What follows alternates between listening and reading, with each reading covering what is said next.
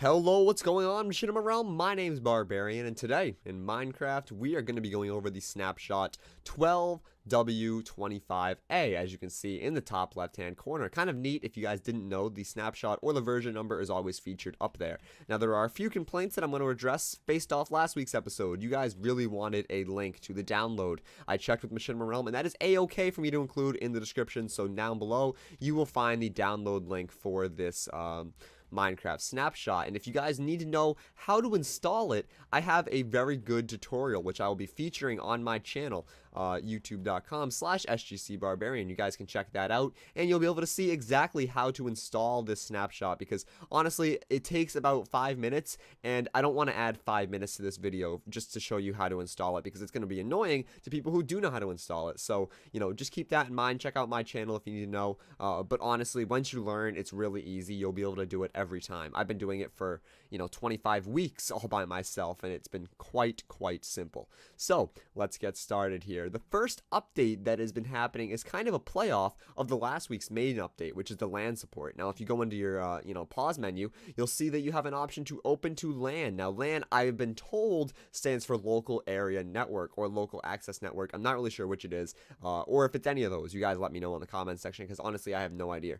Open to LAN, you click that. You also have options. Let's say that I wanted my mom to play Minecraft with me, which is, by the way, something that I would probably never want to happen. But let's just pretend for a minute. You can select what option you want them to be. For instance, maybe I want my mom to be adventure mode, so she doesn't fuck up all my items or all my things. Or maybe I want her to be creative mode, because let's face it, she's gonna die in about 10 minutes if she isn't.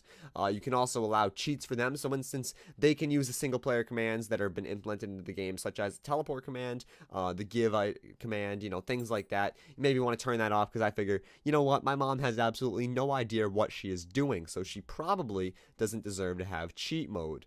We'll start the LAN mode, and then you'll see local game hosted on Nick, whatever that little dash sign is, PC:51143. Now, if you go into the direct connect for multiplayer, you guys can actually type that in and you'll connect to the LAN server. Keep in mind, you can't do this to have people who are on different, networks. They all have to be on your network. So very often that means being in the same house, but sometimes that can even be different. So just make sure you're on the same network. If you're not sure what I mean, Google it, because honestly I don't know how to explain it.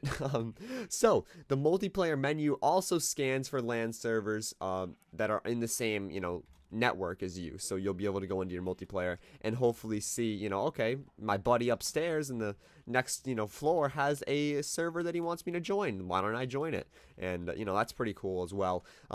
Villagers will now remove a trade option after it's been used for 3 to 15 times.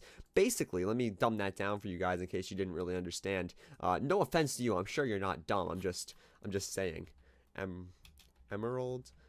Basically what that means is, before, players were doing this. They were finding villagers. Let's say, let's say this villager, what do you want to trade? 3 bread. Okay. So let's say that I want to take this villager and then this villager.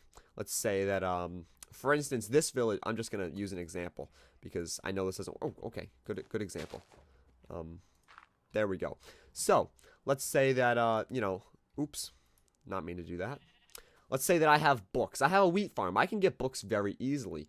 For instance, I'm also going to make another one just because. Okay, pork chops. That's a very easy example. Let's say I have a pig farm, and I have pork chops. Let me get some pork chops. Pork. I can't type for crap. 64 pork chops. Put all those pork chops in there. I get emeralds. If I get a couple more stacks of pork chops, and I get the required amount of emerald, let's say I have all these emeralds right here, I can go over here and do this unlimited amount of times before the update. Now with the update, after I do this 3 to 15 times, this will be removed from the update. This doesn't seem to be working. When I tried this for my own channel, or for my own personal enjoyment, it doesn't really work, so I'm not sure if that's a bug or if it's something that's just going to be implemented later on. Apparently this guy's richer. He can sell me some coal. Okay, so I can have coal traded for emeralds. Kind of neat. But now the villagers will remove this option, after you've done it for a little bit of time, so it's good to have, you know, villagers that repopulate, not just stuck in a hole like this, which is kind of what it was becoming, and that's something that they obviously want to try and stop. The next update that they added, or Dinnerbone added rather, Dinnerbone being one of the Minecraft developers, is that the stairs now have the correct, whatever you want to call them, skins, I guess you could say, but I just think it's called the texture. They also, you know, related to what wood they're crafted with. However, there is a bit of a bug. The wood that you craft it with does not matter yet. No matter what wood you craft it with, it's still going to craft it, or still going to give you the default wood.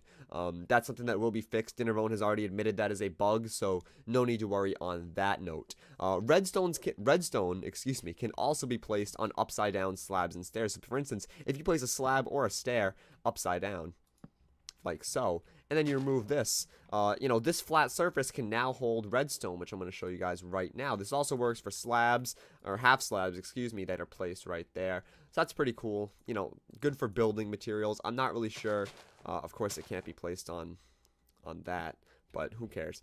You know, I'm not sure what this would affect as far as for me, but I know a lot of people do build with half slabs and stairs, you know, especially with the upside down stairs. So this is probably going to be good for them building some sort of contraption.